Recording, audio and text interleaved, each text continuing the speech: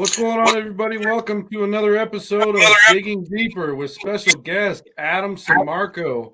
We were able to carve out some time out of his busy life prospecting the money. James as the co-host. Hope everybody's doing great this evening. First and foremost, I want to say that I'm extremely excited to be able to get back into the Digging Deeper podcast. We've had so much other stuff going on, but being able to get Adam on the podcast is absolutely phenomenal. Adam, how you doing, brother? I'm doing excellent. Good deal. James, how you doing, buddy?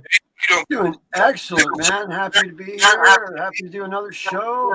Let's get this thing rolling. Rocking and rolling indeed, for sure. First and foremost, Mr. Adam, the most famous question of all. James, you want to go ahead and ask that famous question that we ask every single person on the podcast? Of course, I'd be happy to. So, Adam, what got you started with gold? I mean, what got you hooked? Where did it all start? Story is different than most. It kind of on me. A lot of like knew about gold. There was, and they got in way. I kind of stumbled upon it. I was prospecting before I was prospecting. I do. So I'm on job sites, when fresh ground's dug, and when bedrock's been bumped.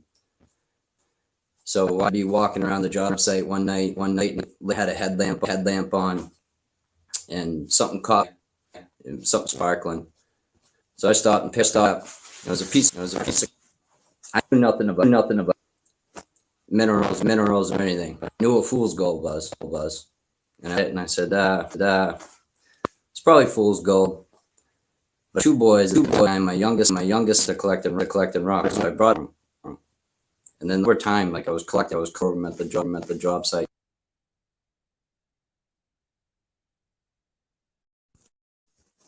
Oh, sorry, my phone was doing something weird there. So then eventually we ended up going camping up in Maine, and I had to come home early for work, and we were driving along the river, and I ended up seeing a moose. I stopped to videotape the moose to show my kids, and I had Petey, my little dog, with me. He ended up wrapping his leash around my foot, and the moose took off over that optic and wrapping on off my foot. And I said something.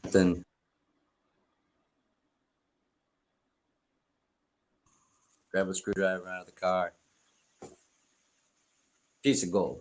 And this looked different than the other stuff. So I'm like, holy crap. And like, you don't hear anything about gold in New England. I grew up in Boston, outside of Boston. No one talks about gold mining here.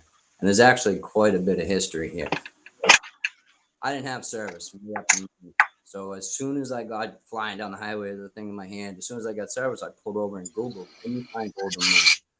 And boom, Swift River pops up, and I was just north of the Swift River, so I was like, holy crap, this is freaking real. So I'm going home. Then I was like, to the max on. I was on, never went on the computer before. I'm on there Googling everything I can try out.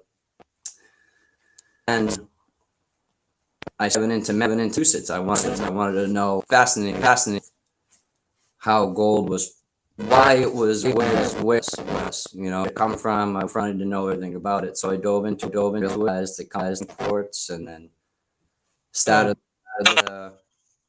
We're having some type of echo delay on your phone. I know that we have that basic echo and we can fix that, but it's starting to sound funky.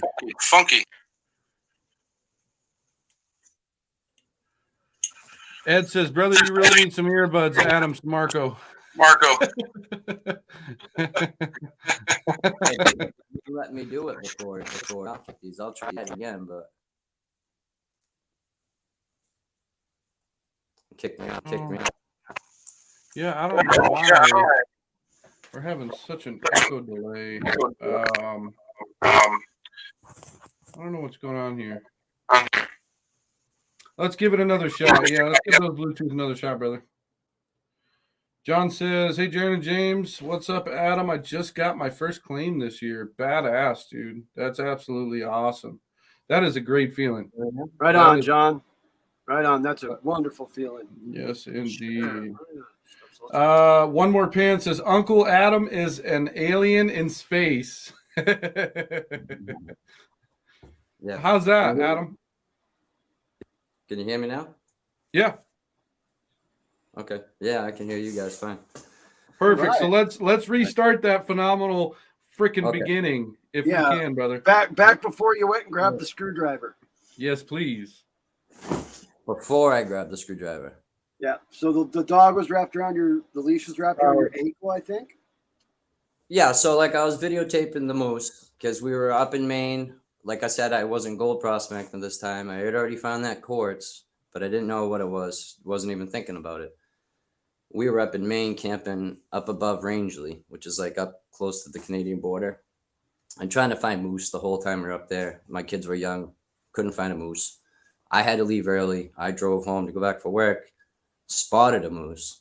You know, other people were there too. We stopped, and I was walking along the river. I didn't know what the river was. I didn't know anything about it. The moose takes off, and Petey had wrapped his leash around my foot.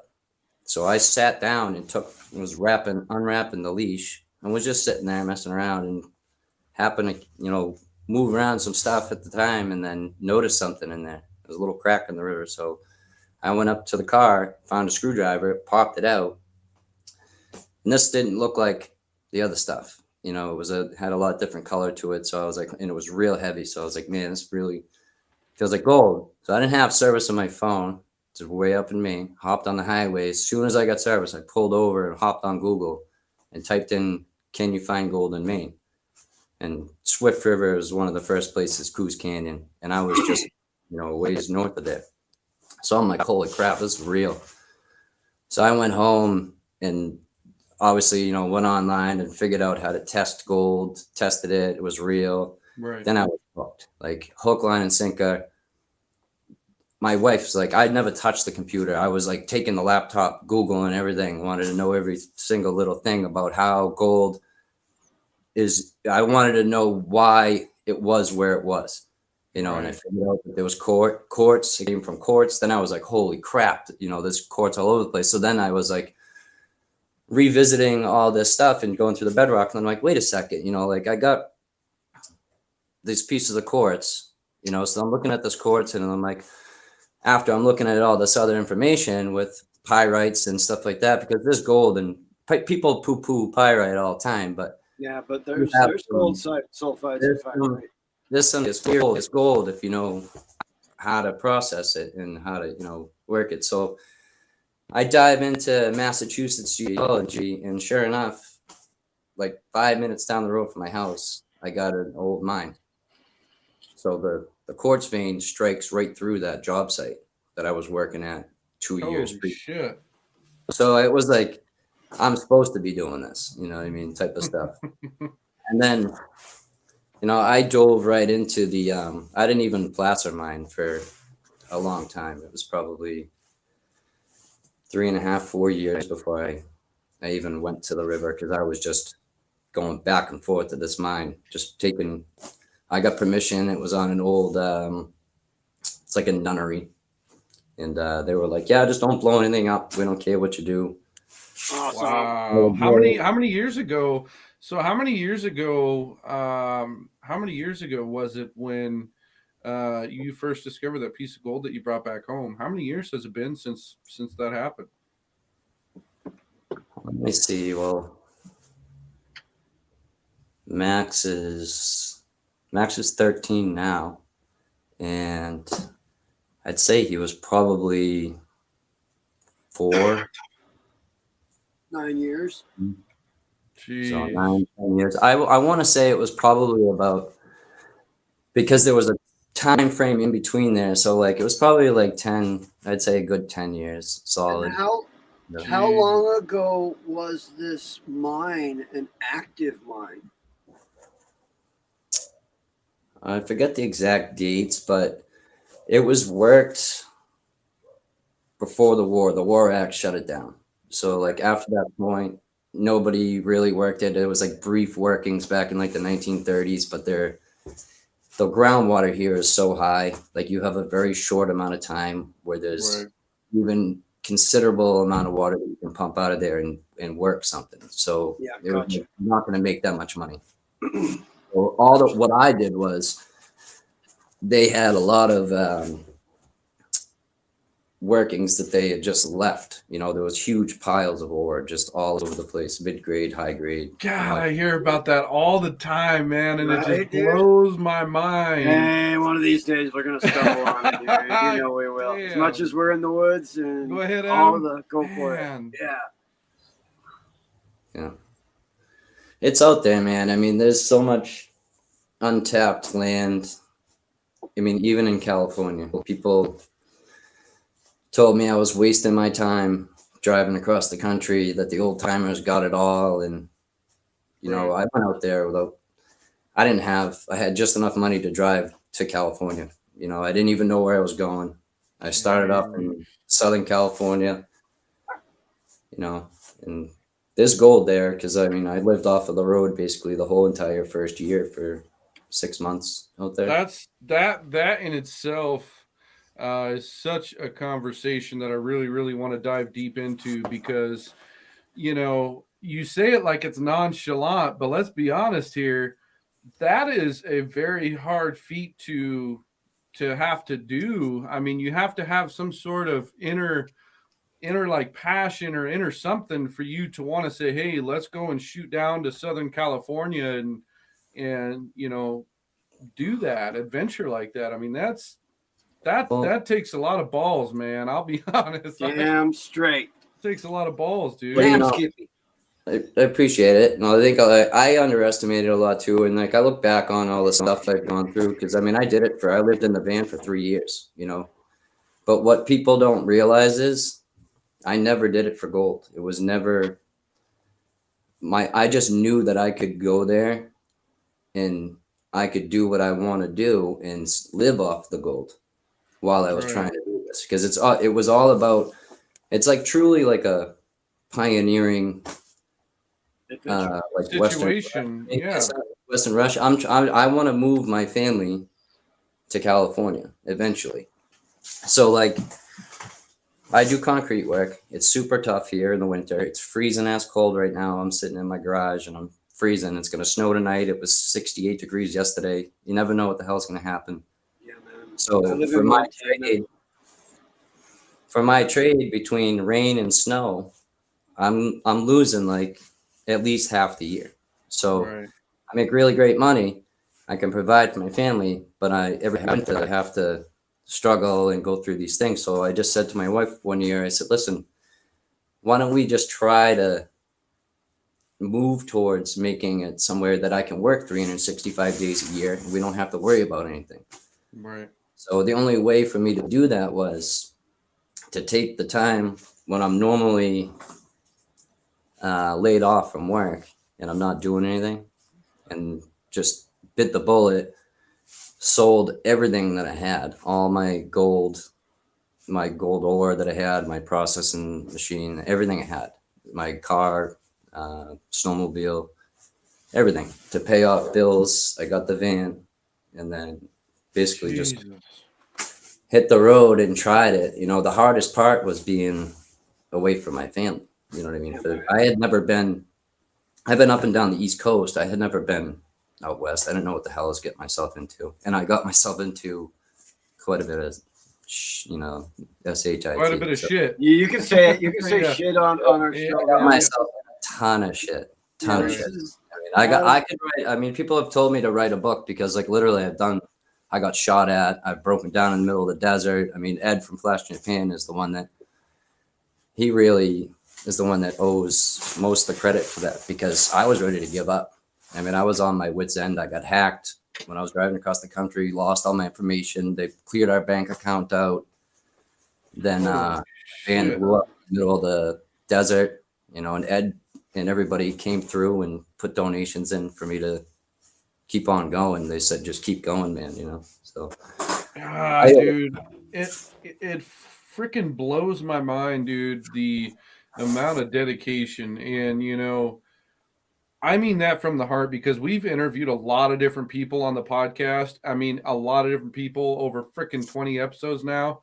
And some of the shit that I hear is just like, whoa, dude, like Hey it man, it's blows not in the my mind. movies.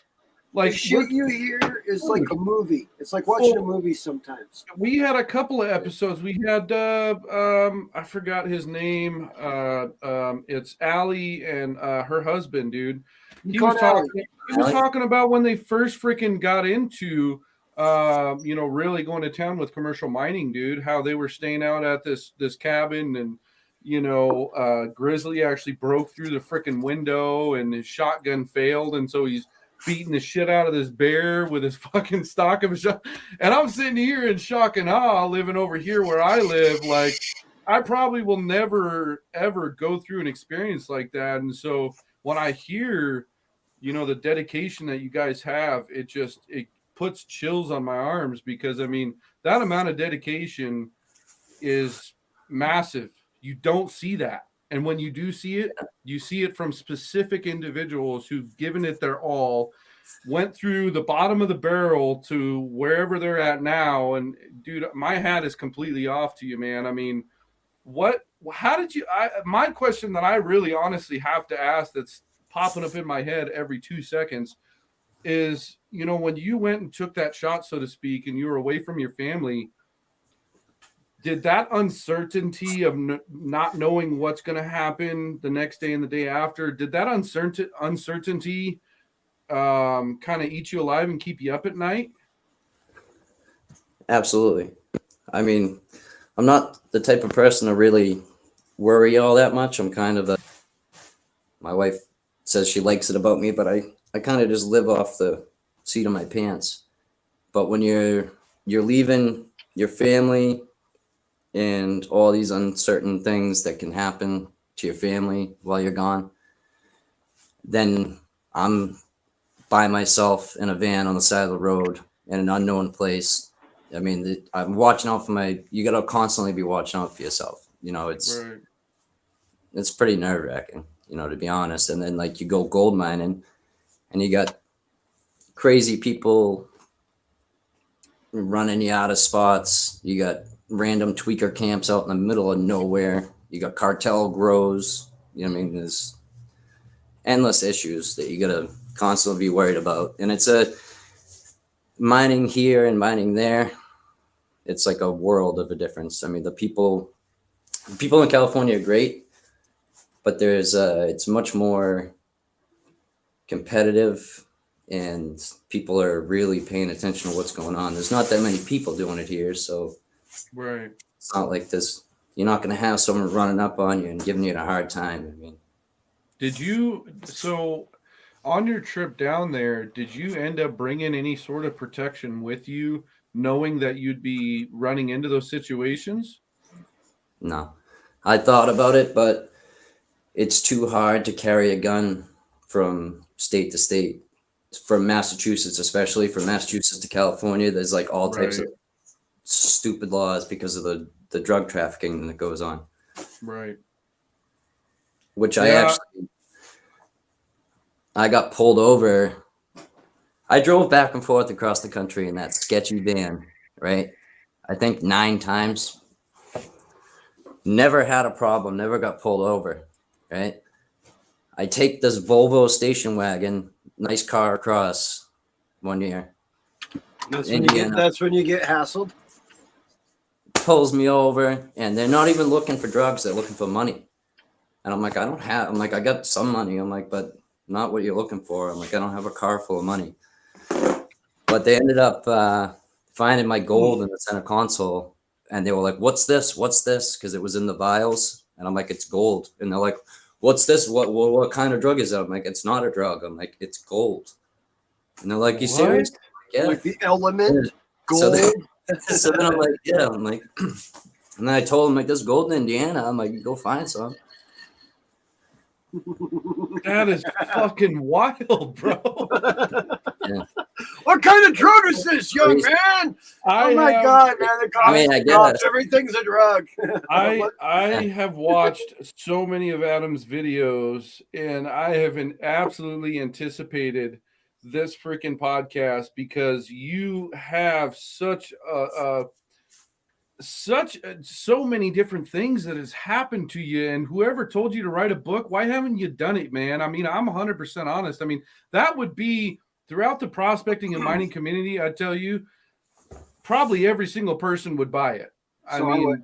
Yeah. I love books too. The I would buy it. Damn I right. mean, I just did I just kind of need someone to sit there and like jot stuff down with me, I think is what it is. Because like You can find I can people. sit There are back and people think, that and then write I'm just for like, you. oh yeah. You just say it. Well, and there's I did people out there a that'll help you do it. I just did a interview for a story for a magazine or something that he took a lot of information from me. I don't know if it's going to get published. It's supposed to be in Michigan, I think. That's cool. Dude, that would That's way absolutely cool. be phenomenal. Hopefully, you're not putting too much of a spoiler out there, because let's say this does come out, it's probably going to be massive, and now folks know about it. There's so much information. There's so much information. No, so to get back to what we were talking about, so you got in the van, you went down there, and you were staying on the side of the road.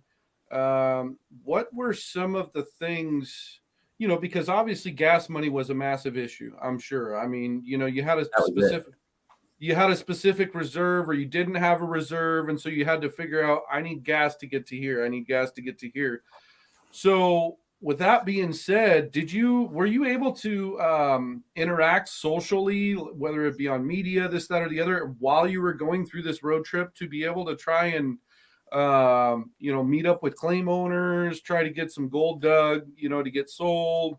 What were you kind of trying to do as far as trying to get gas money and just money to be able to eat? Well, I mean, I was contacting tons of people, but then I got hacked. So I lost everything. I was off Facebook for 3.5 years. So like I couldn't contact all these people that I had known. And like I didn't have a huge presence on YouTube yet. And I don't really have a huge one now, but like I didn't have any connections that I have now through the YouTube growing. So like when I went there, I originally went to Arizona because my wife didn't want to move to California, but I got valley fever. So I went to California and SoCal, and I was like, I'll like SoCal. It's warm. I hated it. Just wasn't my vibe. The river was cool, but it was just, it was too hard to camp down there, and it wasn't making enough money. Right. So I had a good, people were, like I said, at first, like people were chipping in, like Ed was, people were like, you had support. So you had support at first, so I moved my way up to Merced area, and I stayed with the Shannon Poe and those guys. Like I stayed with John Ratley. He's up at the chicken mining camp, Ginger. But I stayed with him for like 3 weeks. I was getting okay gold, but I was all the time I was driving around trying to find work too. So like I was using a lot of gas. Gas is like $5 a gallon out there. So like, oh yeah, I was chewing through money. So like, yeah, especially in a van. I mean, you're eating it up. And your house too. So like when I was cooking food, like I would have to have it running. When it was cold at night, you have to keep it running. Yeah. If it's hot, you got to keep it running. So like the gas, I think it was like, I want to say the first year in 6 months, it was like $20-something thousand I spent on fuel on the road, which is quite a bit of money. That's fucking driving wild, back dude. Holy fucking Just shit. driving. Jeez. And I did so many miles. It was, Damn. man, I think it was like almost 70,000 miles I drove that in 2018. But just like driving across the country, and then all the intermittent stops, dropping here, stopping here. Yeah, yep. I went all over the place, man. I went through Oklahoma. I saw Mike Pung from Gold Cube, But when I got to Cali, went back on that subject, pay was really low in SoCal. So I went to Central Cal. It was a little better. Wasn't great. But then my good buddy Mark He's in some of my videos, and, you know, one of my my best friend really out there. I got somehow, I forget how it worked out, but I got back on Facebook briefly, refriended him, and he was like, just come up to Sacramento, man. You can come work. I work for concrete company, and come work with us, blah, blah, blah. I'm in the union. We'll get you in the union. Told me the pay. I was like, geez, well, that's what I'm making back home. It'll be perfect. And he's like, the gold's better up here too. And I had tons of, all my pinpoints and like areas of interest were from like El Dorado to Sierra County anyway. Right. So I'll take the shot. And there was a lot more camping areas. You know what I mean? There's so much more. I mean, I can't. So much more opportunity for you. So much more opportunity. So I was like, I'll take the shot. You know, so once I got up there, I met Mark. It started raining like crazy. So I couldn't get the job right away. So I went out and hit the hills for like 3 weeks. And I started like producing some gold. And I was like, geez, this is pretty good. So then work was getting further and further out of reach, and I was running out of money. So I needed to produce some more gold. So I told Mark I was going to try to go out, and Josh Renke from RGM Mining Claims. Yeah, Mr. Renke. Yeah, he did me a straight up solid too. I owe him big time too. He reached out to me and was like, hey, I'll pay you to go up and tend our claims, and you can stay in the claim and mine there too. Wow. I was like, all right. So he sends me the pinpoint, and it happened to be right up above the Yuba. And one of my spots, one of my easy access spots that I wouldn't be stepping on toes, was right off of 49. So I was like, sure. I went up there, worked a couple days, dicked around at the claim, bounced down to that Yuba spot and hammered it. I was like, holy crap, man. I was like, pan full of gold. Hitting it good. So then, right. Yeah. I just started going there all the time, you know. And right before I left, I did 45 days down there, and I got 96 grams with just a pan. Just a pan. I was just going to ask, what kind of equipment were you using? You were just using a freaking pan, dude. Sluice and pan. You know, when I could sluice, I'd sluice because the water level changes so much out there. It fluctuates. So, like, some days you couldn't use it, but. Jesus, dude, that is absolutely insane. So to turn back the time just a skosh, I mean, I'm trying to peel back some of the layers, man, because there's just so many layers to you, bro. And I want to get more a little bit in depth with some of those different situations. You know, I know you ain't got a whole lot of time, but I'm trying to squeeze as much of that absolutely phenomenal 2.1 grams a day. I couldn't help it. I had to do the math. 2.1 grams a day with a pan, dude. That's amazing. Well, that sounds about right. I had some 9, some 6, some 4. I had a 14 gram day. So like, you would have had to average 2.1. And that's me camping. The only spot I could camp from the spot and not get in trouble was in Tahoe National Forest. It was 15 minutes from the trail. And then it was a 15-minute hike down. So I had a half-hour hike in the morning. I would get down there at 7, and then I would leave there at 2:30. And that's with filming. So if I wasn't filming, I could have got 3.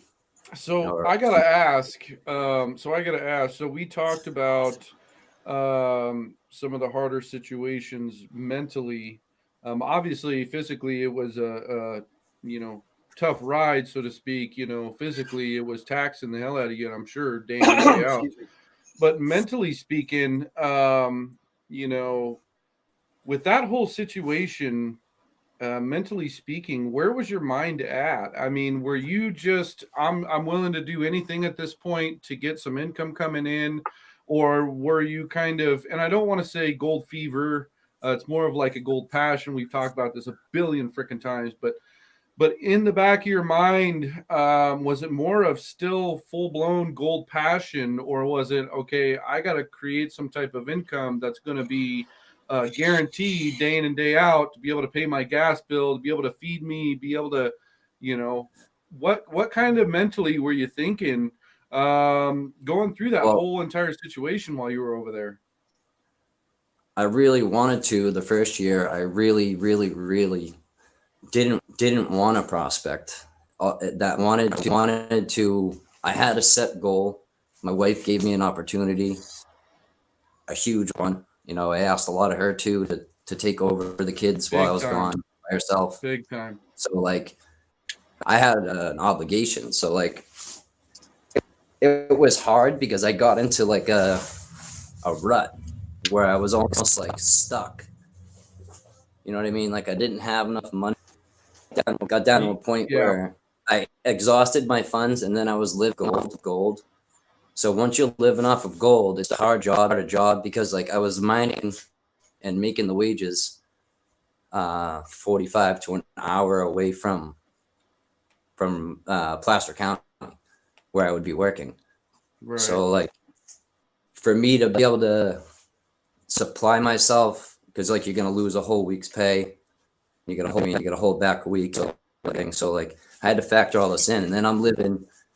If I took a job, I'd have to stay down by the city.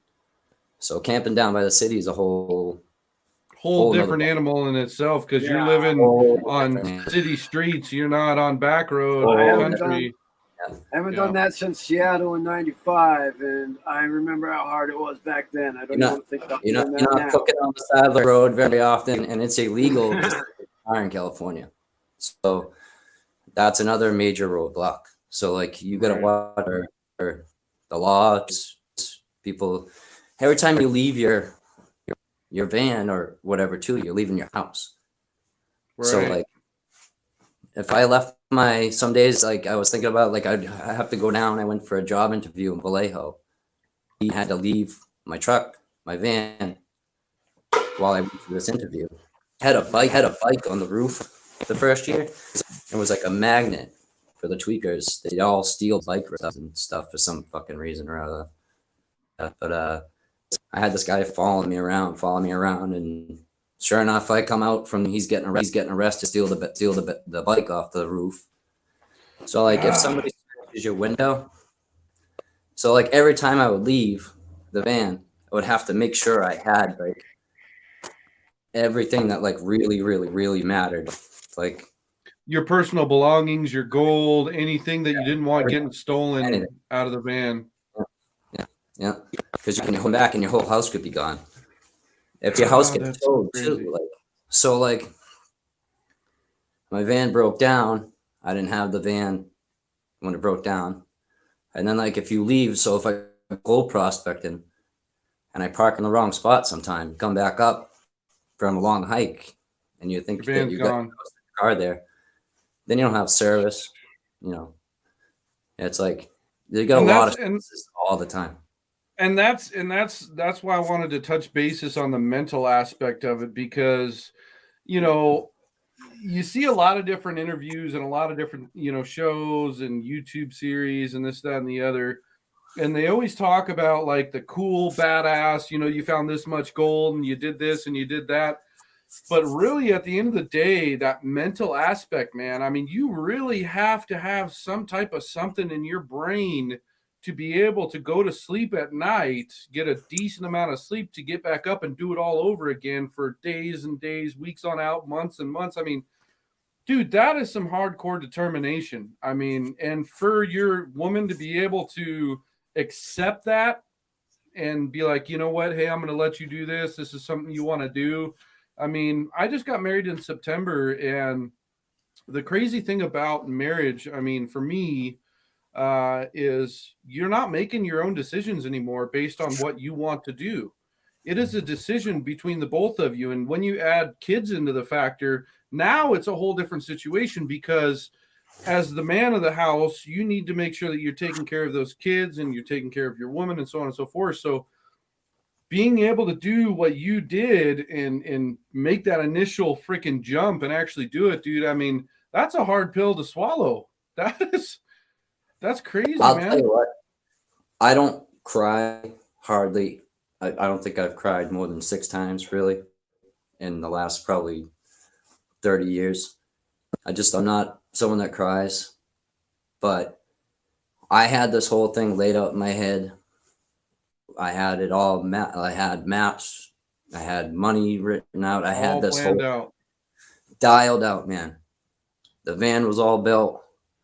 My wife was good. Kids were good. They knew what was going on. I got in the van. I drove. I got to the edge of Massachusetts. I stopped. And I called my wife and I was like, I don't know if I'm going to be able to do this. You know, I had just so much nerves. And she's like, are you freaking kidding me? She's like, after all this, she's like, just go. You're going to be fine. And I was like, I don't know. And I called her like 3-4 times, you know, like in tears, like, Right. I don't know. Just keep going. Keep going. You know, and then like I got to, I don't know, a little past Ohio, I'd say. And I started to like calm down a little bit. Then I got hacked and it was all over again. It's a torturous, I'll tell you, it's people like say I'm lucky and there's nothing really all that lucky. I put myself through hell. You persevered. You persevered through the hell that you had to endure throughout the entire trip, from stopping in Massachusetts all the way continuing to continue your journey, even being hacked and all your shit taken from you. You yet still persevered through that. And blowing up. The van blowing up in New Mexico. And I didn't even make it to Arizona yet. And I was like, this is it. I'm not doing it. And everybody's still like, keep going. And I'm like, you guys are freaking crazier than I am. But then I'm like, I'm already 2,500 miles or whatever out here. You know, like, I guess what I got to lose at this point, just keep going, you know, and I'm glad I did. But like, even all that, you're living in a van. It's smaller than like a jail cell. So I mean, you're like by yourself all the time. I had the dog with me, which was unbelievable.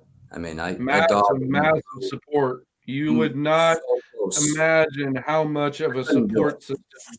Yeah, 100%. I don't think I could have done it if Petey wasn't with me. I don't think I would have lasted 6 months. Not a chance. Yeah. No, that's the thing. You know, you see a lot of different people posting in some of the gold groups with their, you know, like prospecting buddy. They'll post in prospecting buddy, and they'll be like, "This is my prospecting buddy," because their wife don't want to go and do the crazy shit that they want to go and do, and you know, so they have their dog, and it's like, you know, having that extra support system. Most people really don't realize how much of a emotional support that is. I mean, it's a massive support system, massive. And it's actually but then go ahead. Go ahead. Well, and that's the crazy thing is there's a couple different shows. There's one on History Channel, and there's two other shows that I watched not too long ago. And the dogs, actually, believe it or not, there was one of the shows based out in Alaska where the dog's warmth saved the dude's life. You know, he cuddled up with his dog, and, you know, his car had broken down, or they were out snow sledding. I don't remember what the case was. The dog saved his life, and he was able to somehow whittle his way out of that shitty ass situation because of his dog keeping him warm throughout the frigid temperatures overnight. It was absolutely insane. Yeah. So Petey's the same thing. He's like a little heater. You know, he'd hop in the sleeping bag with me, or like if we cowboy camp just laying on the side of the river, he'll curl up with you. But like having your dog is great. He's your river buddy and all. But then like Petey is an insanely good river dog too. People would meet me and they'd see this little Jack Russell and they'd be like looking at me, "You're going to take that dog down in this canyon?" And I'm like, "Yeah, watch. You'll be telling him to slow down." And sure enough, man, he's bopping over, you know, he can jump 6 feet in the air. So he's bling, bling, bling, flopping over the rocks. But at the same time, it's like bringing your child with you. Yeah. Because now you got to worry about the dog. You know, Petey fell in the Yuba River. Yeah. Petey fell in the Yuba River one morning when I was filming, and I almost lost him. You know, I almost jumped in the river and flood. If I saw his life jacket, I can tell you with honest God truth, I would have jumped in that river. If I saw any fleck of orange at that moment, I was jumping in that freaking river for that dog, and I would have died. There's no fucking chance in hell I would have made it. Right. But everything flashed before my eyes, and all I could picture was telling my wife and kids that I lost the dog in the river. And I was standing up on top. You see in my videos, my spot, there's 3 huge rocks, 3 boulders. Yeah. When it floods, it creates like a whirlpool in front. You can literally like see down in it. It goes underneath the first boulder. And when he gets a drink, he walks into the river a little bit. And my wife had bought him a new harness vest. She came out to visit me for a week. Yeah. And I didn't know it was a raft. I mean, a life jacket too. Like an inflatable kind of deal. Yeah. Yeah, it was like light padding. So when he went in, he's so small, it lifted him up. He went down and went into that whirlpool. I didn't know where he went. It went down and under there and caught. If he didn't have the life jacket on, when he came up under the second rock, you come up underneath and it popped him up. And he actually bounced out and there was a stick there and he was perched up on the stick. And I didn't know where he was. And like he would take off like and go like 50, 100 feet, but I could yell and he would pop up over a rock and he would come back. You could see him. I was yelling and he wasn't coming back. So I was getting nervous and I started screaming. And then I think he thought I was mad, so he wasn't making any noise. And I was actually on top of the rock yelling at one point. And then I started like crying. Not crying, but like he could hear like the break in my voice, I think. Yeah. And he made like he does like weird chirps and stuff, but it was like he knew he was in trouble chirp. Like a and yelp. I didn't know where it came from. Yeah, like a yelp, weird sound. And I figured out where he was, and I couldn't really get him. I couldn't reach him, so I took a log and jammed it in between the 2 rocks, and then, like what you do hanging on the bars. Right. I hung my legs on the log and stuck my head through the water. And I could just get my head through enough that I could see with one eye. And he had a handle on the back of his harness. I just could grab it, man. I mean, Jesus, if my arm was an inch shorter, I wouldn't have been able to get him out. Jesus, man. It's scary, man. Your dog's a great thing, but it's like taking your kid with you. You got to really, really, really. You got to watch him 24/7. Yeah. And then he got ticks. I got poison oak really bad because he'd run through the poison oak and then hop in my sleeping bag, and I got pretty bad the first year. It blows my mind, dude. Like, holy shit, dude. But there's a lot of ups. There's a lot of ups though too. Like I've been talking about a lot of crazy bad stuff, but at the same time, I found an assload of gold. Well, that's a shitload of friends. Well, that's the thing, man. I see in the comments here that a lot of people actually want to know what your YouTube link is. I mean, they're absolutely freaking. I mean, the comments are just blowing up right now. What's his YouTube page? What's his YouTube link? We got Gold Rush. No, we got So if you go to YouTube and you look up California Gold Rush, or simply type in Adam Samarco. It's going to post, if you go to Google and type in Adam Samarco, all of the stuff that he has been included in or stories or anything like that, it's going to pop up his YouTube page. It'll pop up he even has a bio on Google. It blew my mind. I mean, that's how excited, I got extremely excited when I saw all the different things that this guy has been through. I mean, you do, man. Yeah, yeah. I didn't even know I have a bio on YouTube on Google. On Google, yeah, dude. I mean, like I said, I've watched a crap load of your videos, man. I mean, before I started Prospecting Buddy and the YouTube page, I shit you not, I watched a crap load of your videos. And, you post one video, you're like, crap load of gold, and I'm like, holy shit, dude. And you're pulling this gold or pulling that gold, and I'm like.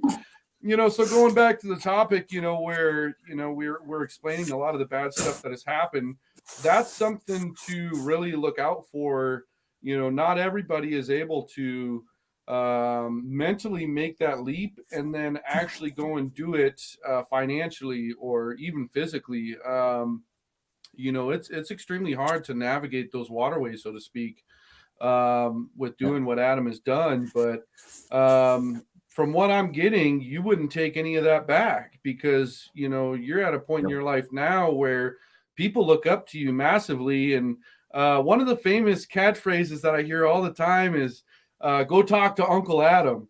And so, before the podcast, man, I'd hear this all the time, go talk to Uncle Adam. And I'm like, all right, I think this is the guy that I've been watching the YouTube videos from. So we got to get him on the podcast. Yeah, it's like you said, like this is like turned into, it's like morphed into this other thing. Cause like I did the van thing for 3 years. Then my van blew up and died.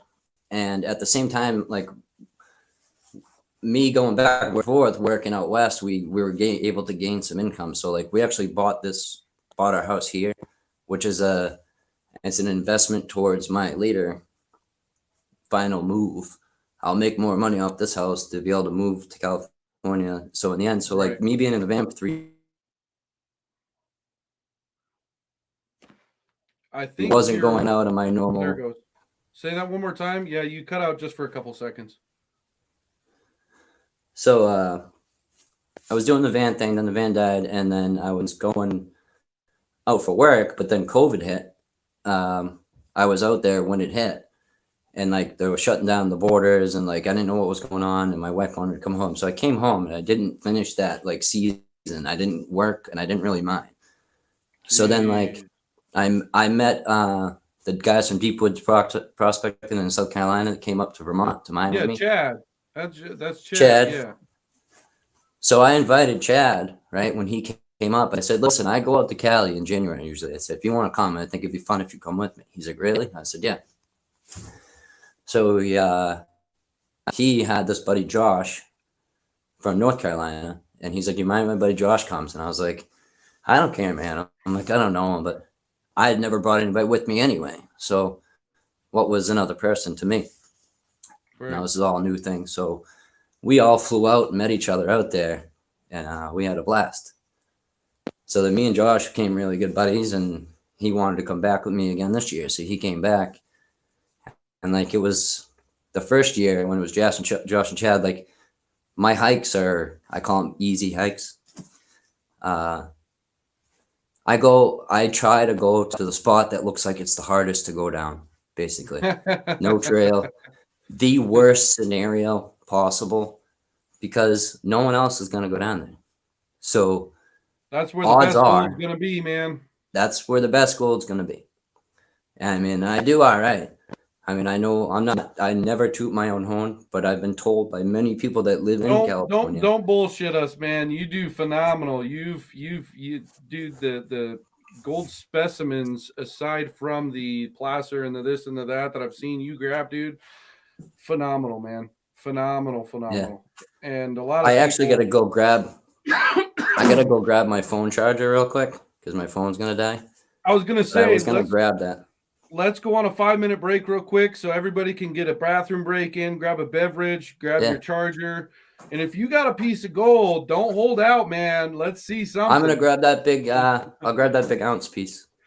All right, brother, man. Well, let's go ahead and jump into a 5-minute break real quick, and then we'll be right back.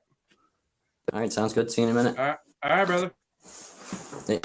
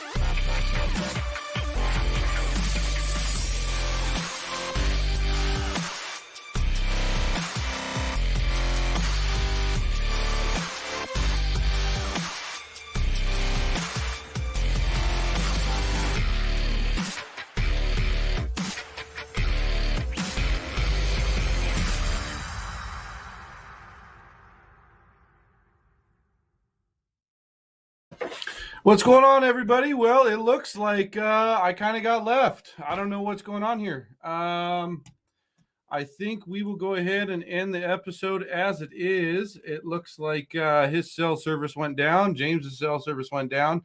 Funny thing is Adam actually has a snowstorm coming. James, he is living out in the middle of nowhere, so his internet service is kind of shoddy. Yeah, let's see here. I might be able to get him back on here. Yeah, no, I don't think so.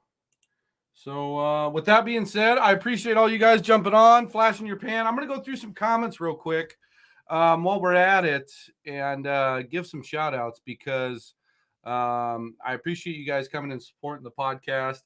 We're trying to get back into the digging deeper episodes. We got some really good news coming up, and then we also have a really phenomenal freaking giveaway, which we do every single year in the PB family. We do the spring giveaway. I can't tell you exactly when that's going to happen, but it's coming up very, very soon. A few more things. We got something coming the first of the month for all the folks. There he is. There's Adam. But as I was just saying, what's up, brother? But we have something coming up the first of the month exclusively for the PB family. So just keep in mind something really awesome is coming up. With that being said, I'm not going to say too much. Adam, welcome back, brother. I think my was messed up. I better put my Bluetooth back on. Can you hear me? You got it, man. Yep.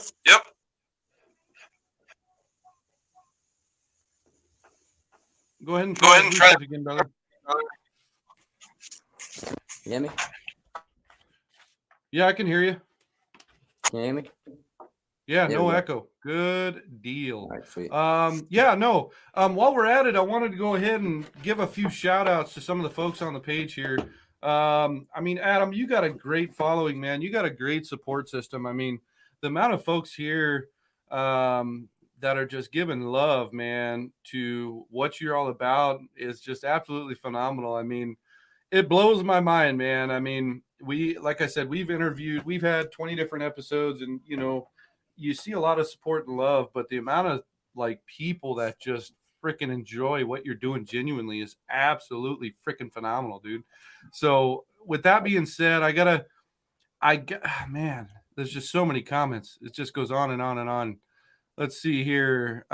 We got one from Fry681 says, I've been watching Adam from the beginning, was born in Auburn, California, and watching him in California brought back so many memories. I moved to Arkansas in 91, was born in Auburn, California in 1968. Heck yeah. I love Auburn. That's where I kind of want to move. To be honest, I want to move to Auburn. That's one of my favorite places. That's the thing, man. Like another one from Fry, he says, brought back so many memories from when I was younger. All the places he went, I've been there. I mean, just. I mean, Fry's a good follower, man. He's always on the comments. He's a good guy. Man. And that's the thing, man, is like the amount of support you got, bro. Like it's genuine. It's not just, random support or random videos. Like these people are like diving into your freaking life, man. They're actually, and I feel like some guy like I know like a lot of people like live through me and stuff, and they love my adventures and all that stuff, and like I feel bad when I'm back home because like I said, like I don't get paid from YouTube. I'll be honest. I've made $3,000, I think, in 4 years. So like I've spent, I don't know, freaking, I don't know, $60,000 probably. An absurd And amount. yeah. So I mean, like I'm doing this for other reasons. The gold's for fun, and like I love sharing videos, man. I love it. You know, I love being able to. I know there's people out there that can't do it, that would love to do some of the stuff that I do, and like I'm doing it for other reasons. But like I might as well do what I can when I can to share with everybody. Well, and that plays into multiple different aspects, man. I mean, a lot of people, including myself, like I can speak for myself, man. Like, I don't think that I would be able to make the decisions that you've made to be able to do all the things you've done and explore all the different places you've explored. Like, and a lot of people, like you said, live through you on those excursions, and the gold you find and the people you meet. I mean, the friendships in itself is worth the gold, worth the weight in gold 10 times over. That's all of it. I would give it all up. Like for some, I have some solid friends out there, man, and I would give it all up if I had to for them.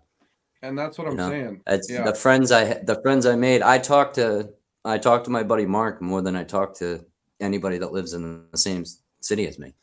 Right. He's like a brother to me now.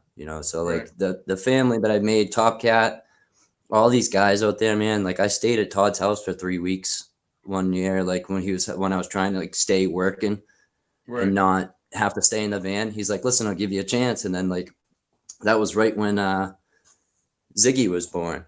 So like that was like the turning point where I was like, all right, it was great what Todd did for me and everything, but like at that point, like it was perfectly planned. We knew what we were doing. If COVID didn't hit and Ziggy was born when he was born, we probably still would have made that first move, but then we lost that whole year of stride. So like all the support that I've gotten from my friends is what keeps me going back there now. You know what I mean? Because now there's zero chance that because like I could go back and work, but at this point I'm almost better off doing what I'm doing. So well, dude, you now when I go out, I'm not making money when I go out now. You know what I mean? So like now it's my wife's letting me go on adventures. Before it was I was going and there was going to be some kind of financial return. Financial. Yeah. Yep. So now like it's a little different. So like there's still going to happen. It was actually kind of funny because I went to California more times last year than any other year. Jeez. Because I was going on broken up trips. So I got to I used to go only in the winter. Now I went a little bit in the spring and late fall. So like I'm doing more trips now. So like I'm gonna be able to, while I'm still here and I'm not living in California full time, I'm still gonna be doing I'm gonna do a lot more mining in the Northeast this summer. I got the dredge ready to go and doing some gravity dredging very soon. But like I got these cool trips planned. I got a helicopter trip in August. We're gonna get dropped off like 15 miles up the river from my buddy's claim, and we're gonna kayak and snipe over a week's time. God, man, you got to be smiling when you talk about a trip like that, man, because that is just, there's so many people, that would just absolutely die to do something like that. And here you are just straight faced, not smiling. Dude, I'd be cheesing from ear to ear on a trip like that, bro. Like I said, I don't know. It's great, but a lot of work and time and effort goes into it. I mean, I like I'll be smiling ear to ear, man, and you'll see it on my videos. That's when my excitement comes out. You get to let loose. I get to let loose, man. I sure do have a fucking good time on my videos too, and I think that puts me apart from other channels too. I mean, I love watching YouTube, but like, it's almost like cliche. I'll say it for you. Yeah, I don't want to. Yeah, let's be honest, man. I mean, and that's the thing is, YouTube has been transitioned in the last, like, I want to say like 5-6 years. YouTube has transitioned in such a cliche market, so to speak, for mouse clicks, man. And when you see an authentic page and you see someone being authentic, they're being themselves. Like when you go and meet them in person, that's exactly how they are on the video. And those are the videos, and those are the type of people that get the most support, man. And so, I see the amount of support. This is one of the podcasts where we've had the most comments come through so quickly, so rapidly. With awesome. Like Ed Marvin says, The Adventures of Petey and the Other Guy should be the name of your book. Yeah. No, yeah. Absolutely. And then Mike Pung, he says, book name will be Petey Needed to Take a Walk. So the support system is there, man. You're authentic and you're genuine. The one thing that I did want to touch on is the kinds of gold that you found: placer, hard rock, biggest cleanouts, types of equipment that you've gone through and tried and you get stuck on. What do you want to start with first? I want to see some gold, and I think everybody else wants to see some gold. Right. Well, I've always sold. Obviously, everybody. I just explained I was living off gold forever, so I sold everything up until I broke my foot 2 years ago, and then I decided after that I was like, I'm gonna start saving my gold again. So I think I'm up to, it was like 64 grams, basically in 2 winters, and I don't get to go out all. I mean, I was up to Cali a couple weeks, so it's like a short amount of time. So I did really good last year, and I'm off to an okay start this year. But there's well over a half ounce in. Right there. Well over a half ounce of smalls. I mean, there's a lot of pokers in there. 2 ounce vials. So that's all my smalls. And then it's gonna be kind of tough. Drum roll, please. Yeah, I'll have to pick the camera up probably. Did you just hear that? Did you hear that clanking in that bottle there? Jeez Louise, man. Yeah, I'll do a good clink first. You can hear it clanking in the damn bottle, bro. Yeah. That's awesome, man. So I got these are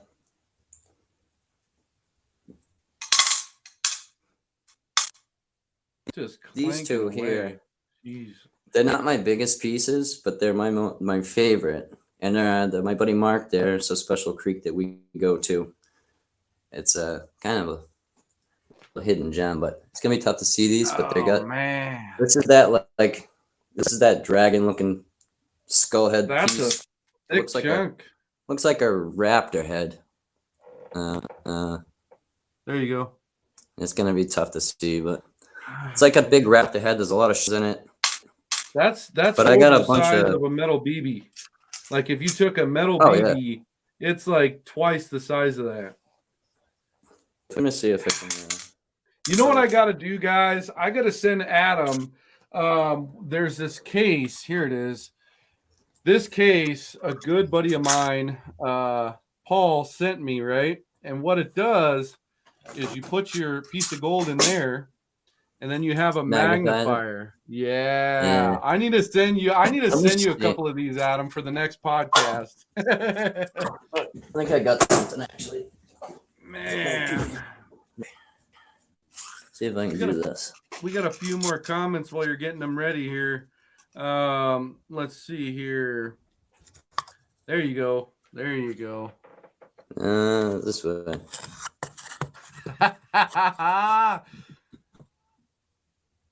Does that work? That works somewhat. Yeah, that works somewhat. Still on the blurry side, but that is a nice chunk. Jeez Louise. That's feeding my addiction. That's feeding my addiction. That's what that's doing, bro. Dang. Holy crap. How much does that weigh? Just under 6. Jeez, man. And how the hell did you find that? Were you sniping? What were you doing? Most of these were just bedrock Damn, crevices dude. and crevices. Jeez. There's a couple of them were a detector target, and then it turned into nugget. But for the most part, so there's I got. Chad, we got some comments here. Sergio is drooling at the mouth. Flash in your pan. Drum roll, please. Oh, jeez Louise. So that's Sergio 10. says that's a chunk. Damn, dude. Beautiful pieces. Holy crap. So there's 10 there. I think there's like. There's a little piece that looks like there's a little piece there that looks like an alien handgun. Hashtag alien handgun. Yeah. People say I'm from out of space sometimes. So. Like, man. That's the thing, man, is then, your life story, dude. I mean, there's so many people that have attempted and just turned back around. Oh, look at that. Golden quartz. What a beautiful specimen, man. Oh, wow. Just chunky as all hell. Where did you find that at? Well, I can't say obviously specifically, but one of my buddies claims. Wasn't in a tunnel? Was it tailing piles? No, it was in El Dorado County, California. I can say that. And it was not out in the mountains. The only way I can compare it would be to like walking behind my house. And it was in old Spanish dry diggings. So basically there was a big old mine up above that the Spanish were working. And it was a pocket mine. So there's big chunks of gold in there and, big, huge seams. Man. And it's at a foothill elevation. So they don't have this water there certain parts of the year. So they would dry run these little ravines with long toms, and they didn't have a lot of water flow, and things were super crude. So they would just, shoveling stuff out of it and throwing it in piles. Right. So basically it was a pile, all overgrown woods, like brush, trees everywhere, tight, and crawling through manzanitas and all types of weird bushes and big muck piles, like throw up piles, I call them. It was 20 feet long, 4 feet tall, about 6 feet wide. Holy shit. And it was just a pile of broken up quartz and rocks and gravel from the long tom. And my buddy had already pulled a decent amount out around the area. So I had just gotten this deal with Mine Lab. I became a Mine Lab detector. I'm good friends with Drew and Jocelyn from Relic Recoverers. Right. Met them at Fossick with Ed's thing a couple of years ago, and me and Drew stayed in contact. And then he's a distributor, so he linked me up with Debbie. Debbie loves Petey. Petey's the one that really got me the job. The freaking dog, man. Oh yeah, believe it or not. Petey gets me the gig with Mine Lab. And then opens up some doors for the future. And then Drew offers me a sponsorship, so I'll promote the Mine Labs on my Mine Lab and part of the Detexpert. So now I got Mine Labs and I can promote in using them. And then I use relicrecoverist.com, and he gets sales and the people get 15% off. And I get to use whatever machine I want. Yeah. So that's how I had that great year, because I metal detect as far as equipment. Like I said, I started off hard rock mining. So I didn't have anything, and there's no stores in Massachusetts to buy gold prospecting equipment. Right. and then I didn't really know where to go. So I was starting off hard rock mining. I knew what I basically needed. And one of the main things, I was doing everything by hand, crushing it. So I bought a welder. I knew how to weld. So I bought a welder and some steel, and I built a gas powered rock crusher. And I would use Jeez, the dude. rock crusher, and then I was doing everything by hand, really learning the refractory and smelting and all the All ins and that outs of stuff. that. Yeah. I linked up with Mike Pung, and he set me up with the gold cube, which increased my gold and silver return quite a bit. And then I was actually able to smelt much more. So that helped a lot. So like I used the gold cube and like all the like hard rock stuff a lot. And I had a gold bug and a White's Coin Master. The Coin Master, I found an 18-gram gold necklace at a soccer park. That was like my only big find. And I would use the gold bug, but I would get so aggravated because it had a lot of bump sensitivity. So every time I would hit it, it just beeped all the freaking time. And they're so sensitive. So like I wouldn't detect all that much. And like I had an ATX that I would borrow once in a while, but I was never really that into it because I didn't like something about the VLFs, man. Like I respond better to a PI tone, if it makes sense. You know, Right. I can hear that whatever the sound is, I hear that better than the That beep. different The beep frequency. is like, yeah. the beep is almost like it's an annoyance to me. So like Big it time. took me a while. And still, even like I have a gold monster right there on the wall, and I would rather use if I have a choice, I have the GPX 5000. It's heavy as hell. It's like carrying around a car battery, but I'll hike that freaking thing 20 miles through the mountains. Right. Overtaking the light one if the PI will work, because they don't have. The PIs are very finicky. Like you can't be near power lines. You can't have planes flying over you. You can't have other detectors near you. So like if you go out with 5 people and everybody's detecting, I got to be like 200 feet away from somebody. And then I got to make sure I don't have power lines and, the whole works. Yeah. Wise. Yeah. I basically sluice all the time.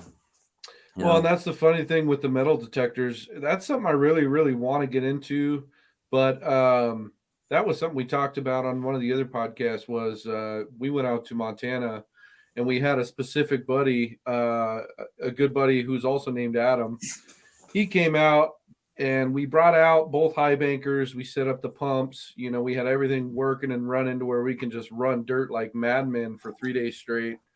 And in the intermittent when we were having lunch and shit, all you would hear is beep, beep, beep, beep, beep, beep for hours, dude, and hours. Yeah.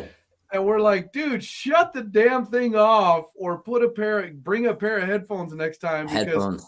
Yep. Dude, I mean, holy crap. And I mean, I know he was having fun and I love the guy to death, but yeah, it got to a point where the first hour was like, yeah, no big deal. And then the second hour was like, okay, I'm about to snatch that out of your hands. Yeah. Because it just becomes a full-blown annoyance. I don't remember exactly what he was using.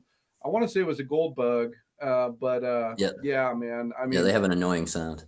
Yeah. So it's growing on me though. Like I'm slowly trying to, I have a problem like with, my wife said I can't do anything. I do everything whole-assed. Like I don't put my half-assed into anything. So like if I'm gonna go out, I'm going full ass all the way.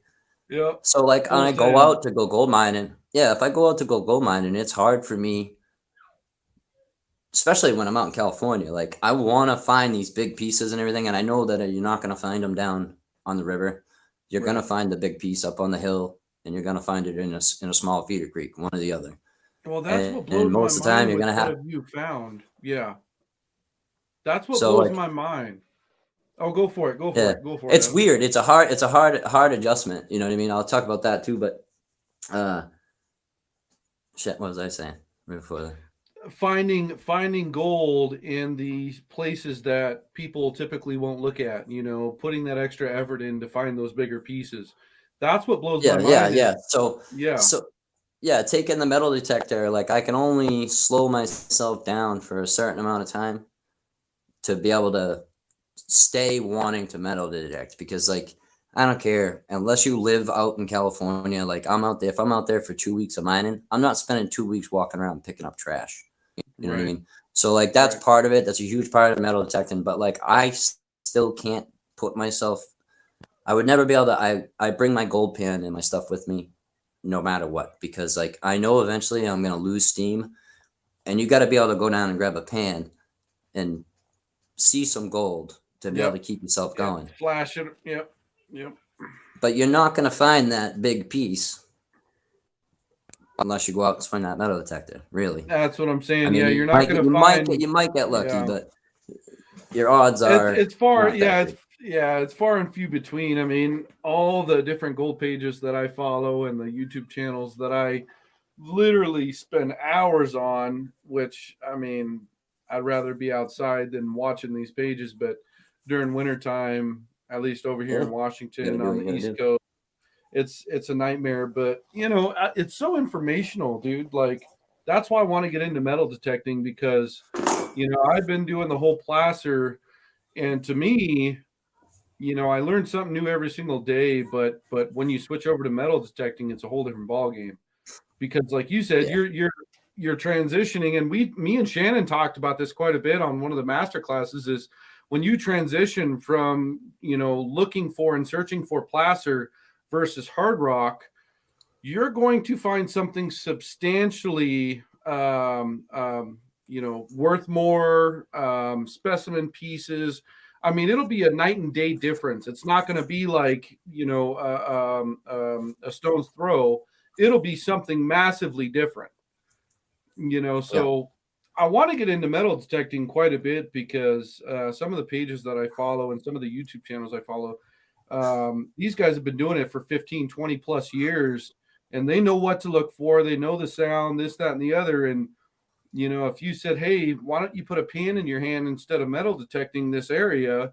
They're going to say, it's a night and day difference. Yeah, I can go and yeah, find the placer, but if I take my metal yeah, detector and I go and search this hillside, I promise you I'll find something 10 to 20 times better than what I would with a pan in the creek. I mean, it obviously varies with area, but I mean, yeah, yeah. it's If I absolutely had crazy. to give anybody advice, like I am a big preacher on it. Like as soon as somebody's around me, I start jibber jabbing geology right away, Big because time. like I started the other way around. Most people start placer and then they look for hard rock. I Yeah, stumbled upon hard rock by accident, and that's all I knew. So I learned that first.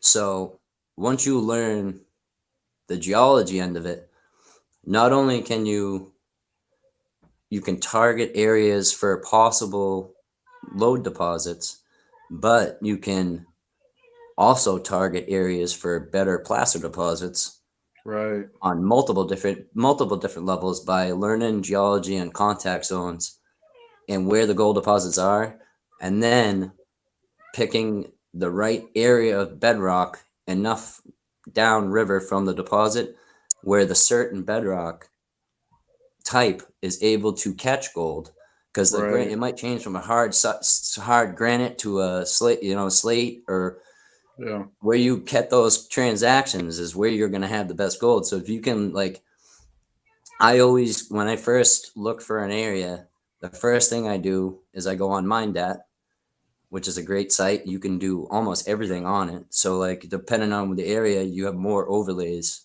that you can pick. So like you go on, you pick your area. Say you want to research, like I'm over in the East Coast right now. Say you want to research central Vermont, right?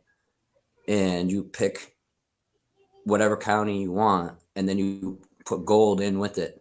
It's going to bring you up an icon. You click on gold, then it's going to give you a detailed map of every gold occurrence and every gold mine that was in the area. So then you can go on and you can do geomap overlay, Right. and then you can shade it down. So now you can see which one of your bedrocks is running through, which contact you have, where your fault lines are.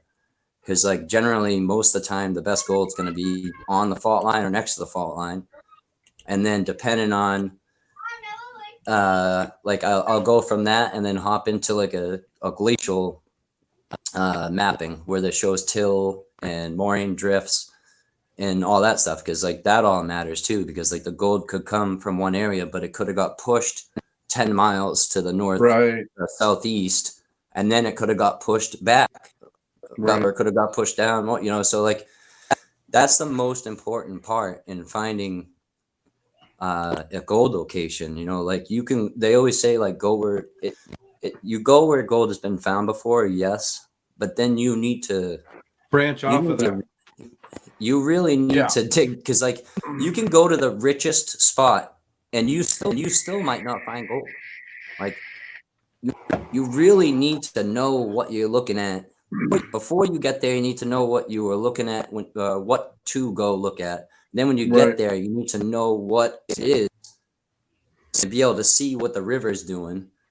So like there's a lot that goes into it, and I preach that all the time. You're better off studying geology and learning how to study the river and river bends, the minerals, yep.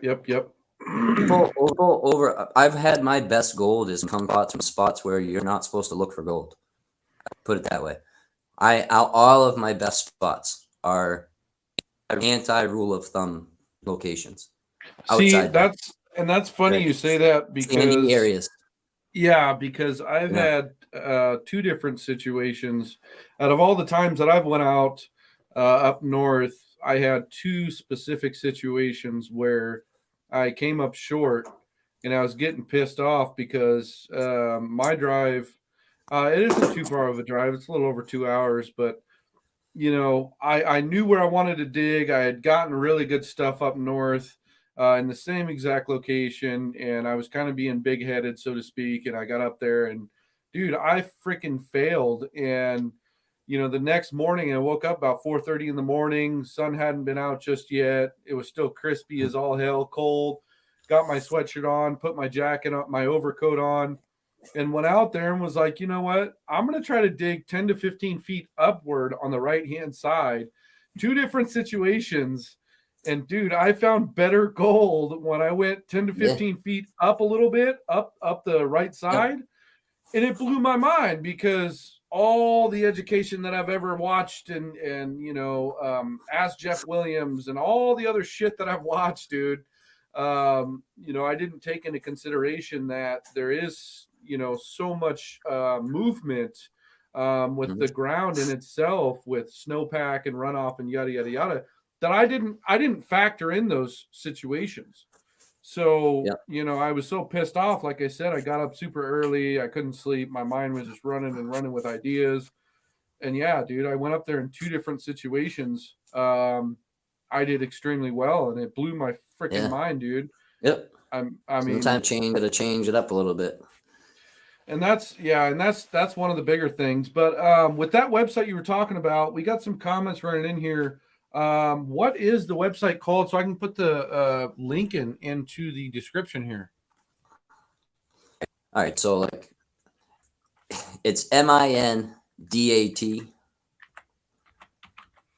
but when you type that in, sometimes it pops up this other weird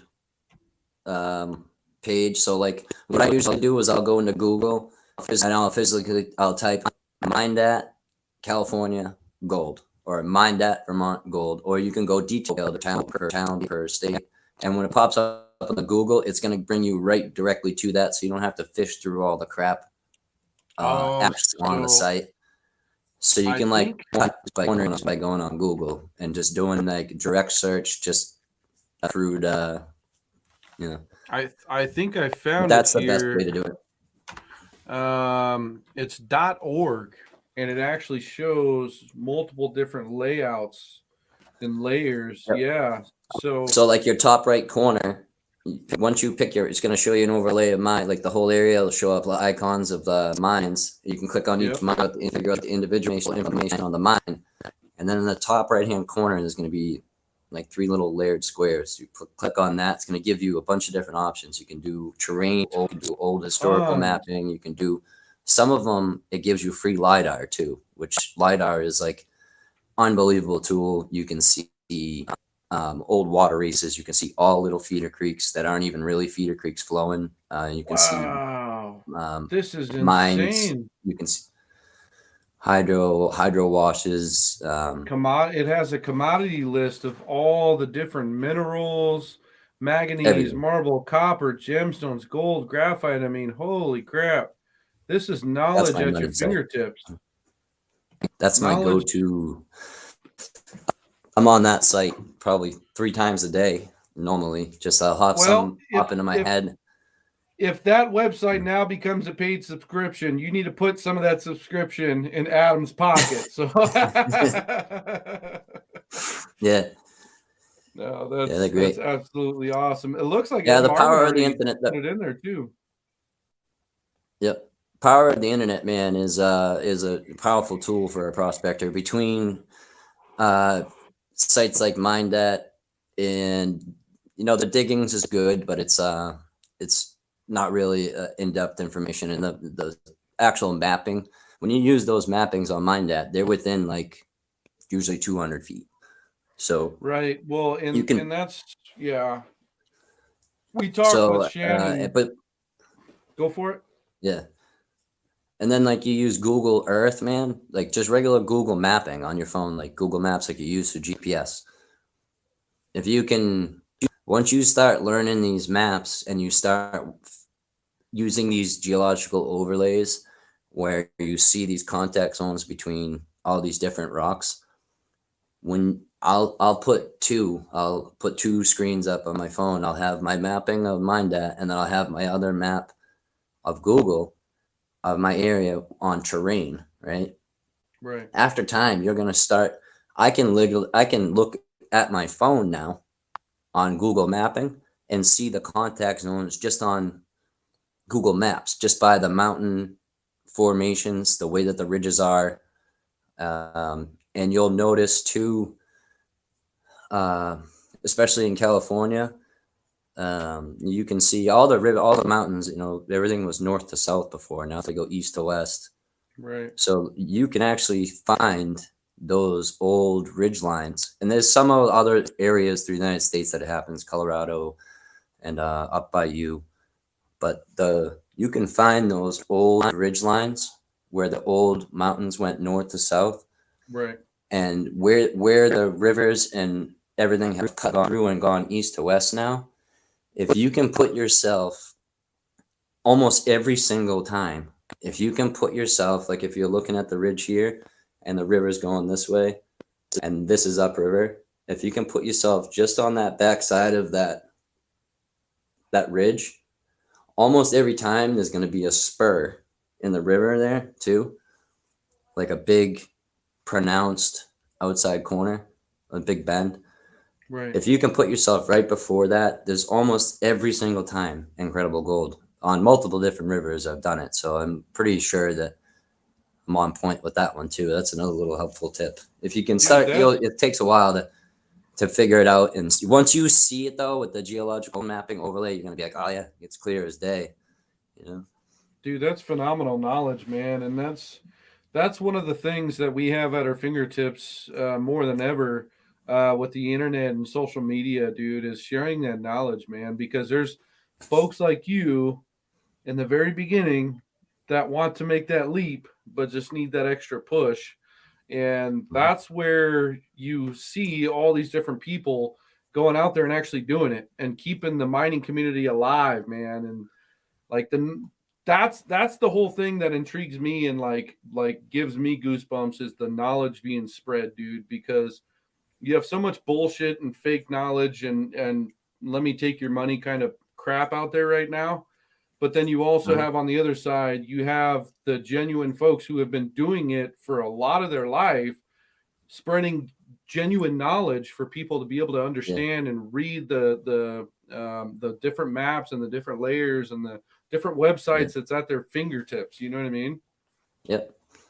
And people hate on me too about that, because like a lot of people in the community are shutouts, and they don't want people knowing about gold. They don't want people going down to the areas. I've made a name for myself by being the person that invites everybody out. Like all these great guys that I met, like Todd and JC and Jerry from California Motherlode, all these guys, I found that great spot on the Yuba, and like Todd, I remember Todd messaged me and he's like, "What the hell? How are you finding all this gold? You know, I live in California. I don't find that shit when I go out." And I was like, "Listen, man, come on down." And he's like, "You serious?" I said, "Yeah, come on down. I don't give a fuck. You can come down." And I invited 35 people out there, right? And everybody since then's pulled like an ounce off that spot over the last 3 years or so. And I can still go. I went back down there again this last trip, and we all killed it on gold. So why would I not enjoy my day as much by not having friends come down with me, worried about them taking all the gold, when it's clearly there's enough gold and enough spots. There's so much land that no one could ever work it all themselves. And if it's not your claim, if it's a claim, I understand it. But like, I don't go to anybody's claims really ever. I'm a public land guy. I find the good spots that are open for everybody. And people hate when I tell people about them because they might know about them. But listen, that's the name of the game, man. It's not your land and it's not my land. And it's, well, I would want somebody to tell me if I was having a hard time or if I was just learning how to pan. Yeah. It's really discouraging when you want to go do it and you go out there and you go panning and you don't find anything. There's only so many times you're going to do it before you're going to quit. So like, I would rather say, don't quit, come out here, fill up your snuffer bottle for the day. Yep. And then they can learn a little bit of stuff. You know, I talked about this, Ed, the other day on one of the posts. Like, I pride myself on the fact, one thing I am super proud of is that I've actually physically gotten like 4 or 5, maybe 6 people to uproot their lives, get in a car and drive to California to do what I did. You know, for even a week, half a week, whatever, they did it. They just wanted to live it. You know, one of the guys lives near me up in New York. That I take a lot of pride in. And then, like, I know a good handful of people that didn't ever gold pan at all that just found my channel. Tim from Hawaii, we'll call him the banker. He's like a banker, lawyer. He's all types of. He's like Hugh Hefner of the Yuba River. He's got all types of names. But he's from Hawaii, you know, and he didn't know me at all. He found my channel. He just happened to be going back and forth to California, and he popped on and saw a gold video, California Gold Rush. He watched it. Couldn't believe that I'm from Boston. I'm out here getting gold. So he came out and tried it. And now he owns some of the best claims in California. And like Two Toes goes to his claims and everything. And he says it's all because Adam dreamed of gold. His claim on the North Yuba is named after Petey. It's Petey's place. Right. So like that alone. That's what it's about, my man. Yeah, that's what it's about, all, dude. Like, and then like, it's so crazy because JC, the mining Hawaiian, who I met the year before, didn't gold pan either. He lived up in Grass Valley and stuff, and he started watching my videos, started going gold mining more and finding better gold and learning stuff. Right. We all went out. Tim and him live on the same island in Hawaii.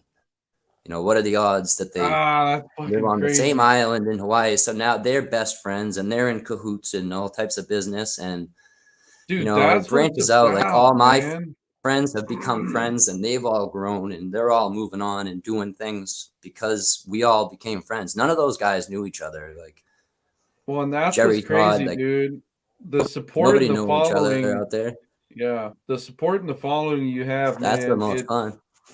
Dude, that's what makes it count. The gold is the bonus, man. And we talk about that every fucking podcast. Is like, you know, you have your guys out there that are so like, you know, I don't want to tell anybody about my spot and this, that, and the other. And we live in such a golden age right now in which people want to have other people come out and create friendships and fucking adventures. And you know, you go out camping, you fucking get a bonfire going, you know, have a few beers, and that in itself, let's say you didn't find any fucking gold, that in itself is a memory that'll last a lifetime. You know what I mean? So yeah, how are you gonna get a nickname like Uncle Adam if you don't invite people out with you to live on the road in California? Yeah, dude. That's like the best. Hey, that nickname, That nickname's Dude, I love already it. going around my city. Like people at work are calling me Uncle Adam and stuff now. Dude, It's that's the quick. thing is I've watched your videos. I've watched a shitload of your videos, and this is like God's honest truth, dude. Is like I've watched your videos, and I kind of hear Uncle Adam here and there, but I didn't really pay too much attention to it. And then PB came out, and we started doing this, that, and the other, and then I started joining myself with so many different groups, and they're like, yeah, hey, go hit up Uncle Adam. And I'm like, who the fuck is this Uncle Adam guy? Like, what the hell? And then finally, we obviously got in contact and whatnot, and people started talking about Uncle Adam. I'm like, that's fucking Adam Samarco. That's who that is. That's Uncle Josh, Adam. my buddy Josh, he made it up because he said I was like that crazy uncle that always made you do stuff that was dangerous, but you did it anyway. Fuck yeah. No, like, hey, here's a big hole. There's a hole in the mountain. Come on, climb in it with me, Yeah. No, that's crazy. I'll hop in any hill. If I see a hole in the hill, I'm climbing in it. Like, I don't care how sketchy it looks. See, I will if I have at least 3 days to be able to like fully do what I want to do. You know what I mean? Yeah. So many folks right now, that's the shitty thing in today's society with like stocks and blah blah blah blah blah, is so many people are stuck on that 9 to 5, and then they just dream of being able to do gold mining, hard rock mining full time. They a lot, like 90% of folks start with placer. They get into hard rock. We talked about with Shannon, it's extremely expensive, very cut neck type of situation. Time consuming. Yeah. We all have that ability to dream about it, Adam. We have that ability to go to bed and dream about being able to hard rock mine, and then we see these shows and this, that, and the other. But what I'm trying to get at, man, is your whole life story and what you've been through, dude. You have to come out with some type of like journal entry or mini series or book or something, because I'm trying to get all of your life into one podcast, but it seems like we could do like 5 fucking podcasts and still not even get close to all the shit. Kind of how I went with Flash in Japan, and it turned into a series. I mean, I'm open. Like, if anybody's on here and they know somebody or they themselves would want to do that and chat me when I have time, just bits and bits of information. It would take a while, but like, it would be cool for me to, because I forget stuff too, man. Like, so much stuff's met, and like, that's another reason why I make these videos, because like, I've met so many people and done some stuff. Like, I almost forget what I did. So pop YouTube and be like, oh, like it all floods back to me. I remember the drive. I remember what I bought at the store. You know what I mean? Like, so for me to have a document, it's gonna be harder for me as I do more and more things, obviously. So like, I would love to get every little bit of information jotted down, but like, you know what I mean? I'm busy. I don't have time. Dude, I'm not going to sit and write it down. I'll say I will, but I'm never going to. So, I mean, I could probably record it and talk to my phone, but then I need someone to put it into paper. And I mean, I think honestly, you need some simple ass freaking recorder to where when you come up with these different things you got going on, this, that, and the other, you just click one button, dude, and you talk into it and then turn it off, put it back in your pocket. And then what you do is collect all these different journals, these audio journals, and then you have someone physically write it down, write all these chapters out, and then go over it with you for a weekend, a Saturday, Sunday, Monday, maybe a Tuesday, a 4-day period. And you have chapter 1, chapter 2, chapter 3, and then you can actually publish that, dude. And I mean, the amount of support and love you have, dude, like I said, I anticipated this podcast because all the shit that I've heard about you, the videos I've seen, the trials and tribulations you've been through. I mean, dude, it's fucking phenomenal, man. Like, absolutely phenomenal. We're doing for everybody following me too, man, because I couldn't do it without everybody's support, like, well, it's hard making videos, Yeah. No, and I'll put something out. I'm the first one. If I have a bad day, you'll see I still put the video out. You know what I mean? And that's real. That's real gold mining, man. Like, I might do all right, but I still have bad days, and I'm not going to be this kid that's going to be able to go out there and tell you that every time you go out, you're going to be the guy I still videotape my friends having a really good ass day, Yep. and I won't. You know what I mean? Yeah. Because that's what's going on. You know what I mean? Like sometimes you're on it, sometimes you're not. So you know, there's no point in 100%. sugarcoating stuff and fluffing it up to get views, because we all know the algorithm isn't favorable to the most, and you need to really find a lot. I've been on the road. I have a great following. I have like 7,500 followers or something. I shouldn't. As my like, I just started making halfway decent editing videos with a decent camera. I grew that channel off of solely just people just were so interested in what I was doing. But like my genre of people, like my area of people that actually know my story and what I'm about and what I've gone through, is the same 1,500 views that I get every video I put out, for sure. Those are the people that know who I am and what I'm about. That other 5,500 people or whatever, so people are people that catch my titles. They might pop on, they like my video, but then they don't hit the bell, they don't comment like you. So like you go through that algorithm thing and you just keep going down. Yeah. So like it's so hard. I don't even care about my channel anymore. I'll be 100%. I don't care about the views. If my subscribers keep growing, they do. But I just know that like I'm at a steady pace now where I've done really well for some just schmuck from Boston driving across the country. I don't put any. I can't afford to put any money. People are always like, do this, do that. I'm like, I can't, dude. Like, Right. I'm not making. No one's. It cost me $15 to upload a video, and I only make like $3 off the video. So like most time I'm losing money if I use my app. So like, but that's the thing, dude. It's like a tough battle. You know what I mean? So, Yeah. but it's that's all the thing, worth though, dude, it in the end for me. Exactly. So, that's the thing, because dude. what I've grown, what I've gone, this Mind Lab thing, the places that I'm going to be going in the next couple of years, maybe possible trips to Alaska, Australia, would have never happened if I didn't start this YouTube channel. So and that's people that's and that's they what I'm link saying, up with dude. you, That's what I'm saying, dude. Is like, when you see an authentic channel, it doesn't jump out the gate and just is massive and this, that, and the other. When you see an authentic channel, you see mishaps, you see this, you see that, you see, you see all these different little things in it, and that's what grabs their attention, because you're not a fake fucking person. You're actually out there physically doing it. You're editing it. You're fucking with the tripod. You're doing this. You're doing that. You know what I mean? You're falling down. Yeah. So my hats is off to you, man.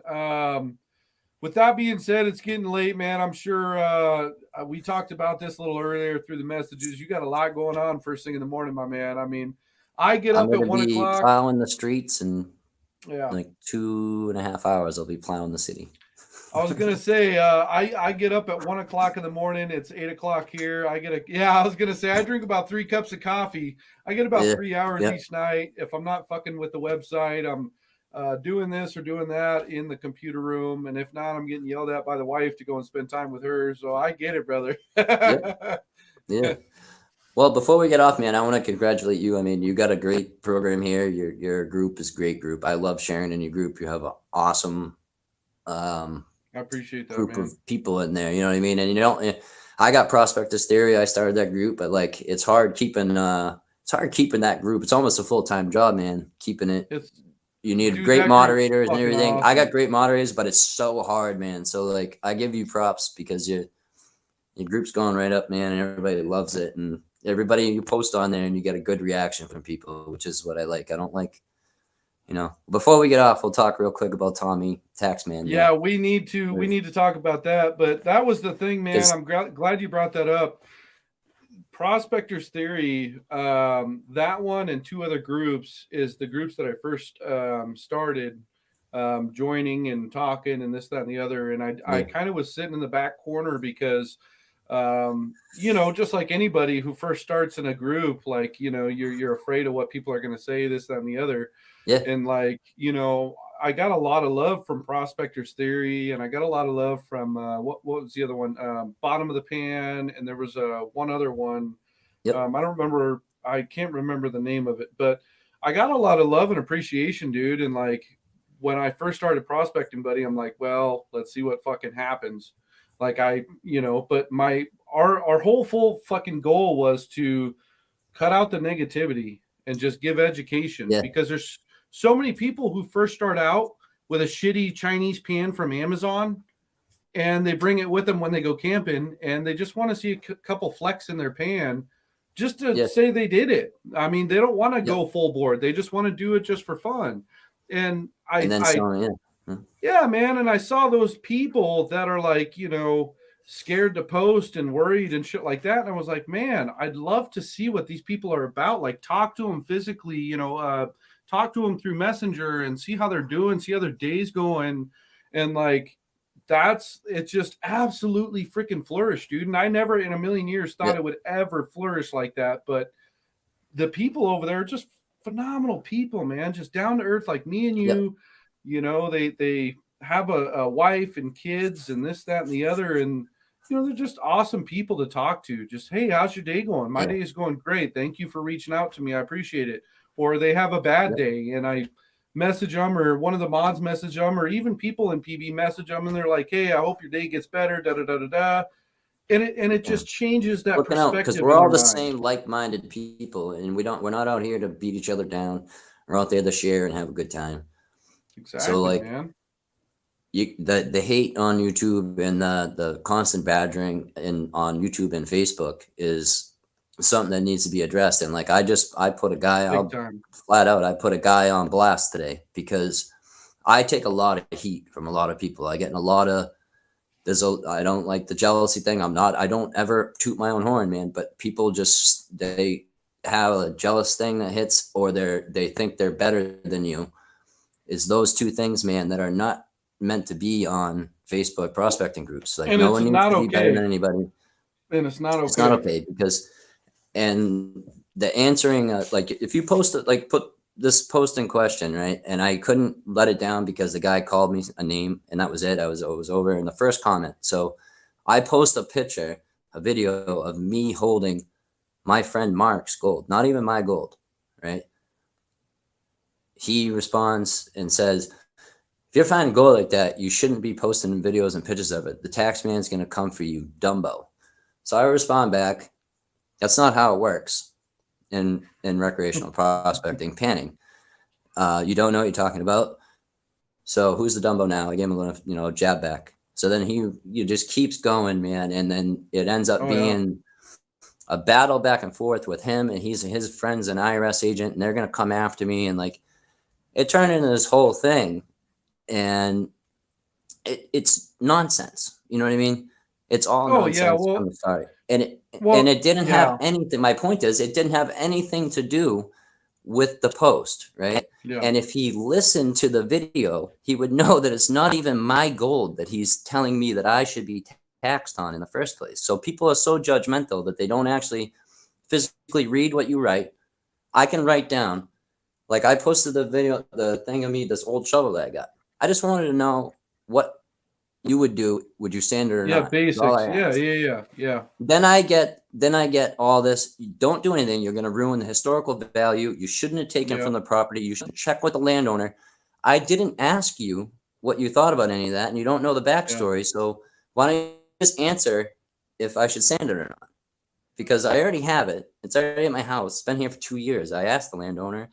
And I don't care. I just want to know if you want to sand it or not. That's the thing, it's like, bro. It's simple stuff, man. Like, you don't need to get into this back and forth with people. Well, and it bugs guys like me and you because, you sit back and you look at it in two different ways, right? And you say, well, I really just don't want to deal with it. I'll just let it be. And then at the other side, you're like, what gives this individual a right to say what the hell they're fucking saying?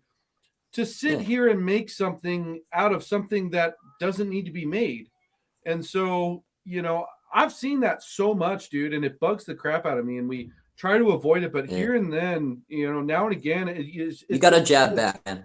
Yeah, dude, it's an inevitable thing. It's an inevitable thing with men and women. It's an inevitable thing that, you're just like, I'm going to explain to you respectfully, first and foremost, why you are wrong.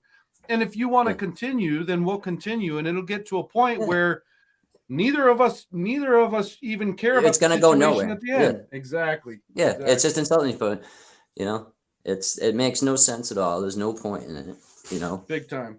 And yeah, no, that post, I'm glad that you shared that post because you shared it originally and then it got shared 7 different times in a lot of the other gold groups. And the whole principle of what he was saying didn't make sense, but what you were explaining back to him made total sense.